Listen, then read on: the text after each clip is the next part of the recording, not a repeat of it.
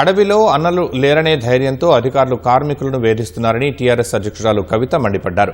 తెలంగాణ రక్షణ సేన అధినేత్రి తలపెట్టిన బాయిబాటా కార్యక్రమం మంచిర్యాల జిల్లా శ్రీరాంపూర్ ఏరియాలోని ఆర్కే7 గని ఆవరణలో కార్మికులతో గేట్ మీటింగ్ ఏర్పాటు చేశారు. హెచ్ఎంఎస్ నాయకులతో కలిసి కవిత వెళుతూ ఉండగా గేటు వద్దే సింగరేణి సెక్యూరిటీ అడ్డుకున్నారు. ఈ క్రమంలో స్వల్ప ఉద్రిక్తత చోటు చేసుకుంది. గేట్లను తోసుకుని గని ఆవరణలోకి వెళ్లారు. కార్మికులను కలిసి గేట్ మీటింగ్ పెట్టుకునే హక్కు తమకు ఉందని కవిత మండిపడ్డారు. కార్మికులకు ఇబ్బంది కలిగేలా చేస్తే ఊరుకునేదే లేదని, అవసరమైతే లీగల్గా వెళతామని హెచ్చరించారు.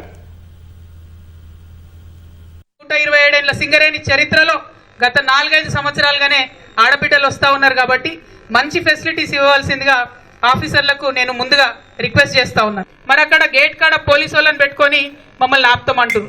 నేను ఇవాళ ముఖ్యమంత్రి గారిని ఒకటే మాట అడుగుతున్నా, మీరు ప్రతిపక్షంలో ఉన్నప్పుడు మీరు వచ్చి మీటింగ్లు పెట్టలేదా మైన్ మీద?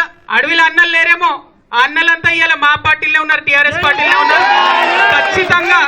ఖచ్చితంగా మీరేమన్నా ఫెసిలిటీస్ లో లోపం చేస్తే, మానవ హక్కుల ఉల్లంఘన చేస్తే డెఫినెట్ గా ఎంటబడతాం.